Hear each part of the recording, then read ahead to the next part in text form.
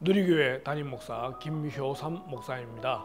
오늘 히브리서 4장 12절 말씀을 가지고 말씀의 능력이라는 제목으로 잠시 말씀을 나누면서 은혜를 나누도록 하겠습니다. 하나님의 말씀은 살아있고 활력이 있어 좌우의 날선 어떤 검보다도 예리하여 혼과 영과 및 관절과 골수를 찔러 쪼개기까지 하며 또 마음의 생각과 뜻을 판단하나니.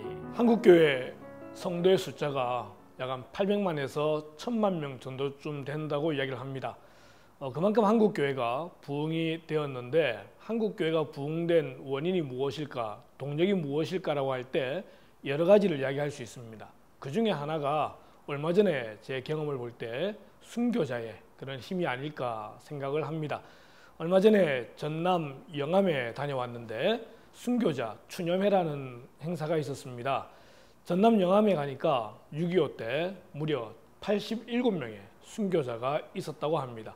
인구 얼마 되지 않는 그 지역에 87명의 순교자를 통하여서 지금도 그 후손들이 그 신앙을 기리면서 함께 영암 지역에 복음을 힘쓰고 있는 모습 볼 때에 하나님께서 특별히 그 지역을 사랑하신다, 그렇게 느껴졌습니다. 마찬가지로 일제시대 때나 6.25 때 한국교회를 위해 순교한 그 수많은 순교자들의 피를 하나님께서 기억하셔서 지금 한국에 이런 부흥을 주시지 않으셨느냐 생각이 들고요. 또 하나의 동력을 이야기하자고 한다면 말씀에 대한 순수한 열정이라 생각이 듭니다. 한국교회 초창기에는 말씀 사경회라는 것이 있었습니다.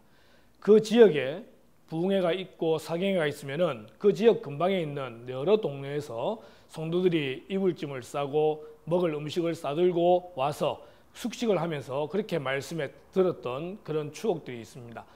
그때 그분들이 은혜를 받으면 한 주간 예정되어 있던 사경회라도 2주, 3주 진행이 되고, 또 자리가 예배당에 다 차면 강대상 위에까지 올라가서 말씀을 사모했던 그런 신앙의 선배들의 열정들이 한국교회를 지금 이만큼 부흥시키지 않았나 생각이 듭니다.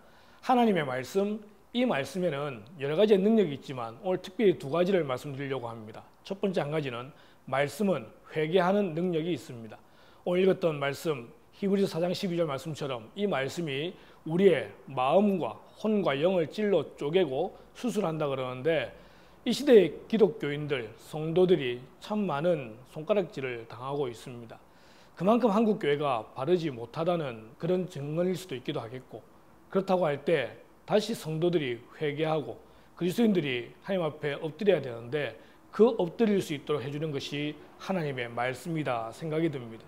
말씀을 통해 회개할 수 있는 은혜가 있기를 바라고, 두 번째는 이 말씀은 치료하는 능력이 있습니다.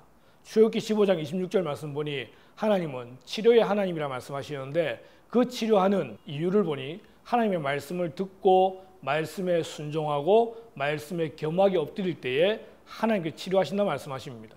한국교회가 회복되어야 되고 한국교회가 치료되어야 될 필요성이 있습니다. 다시 말씀으로 돌아가야만 됩니다. 이 말씀이 살아날 때 한국교회가 살아나리라, 그렇게 확신합니다.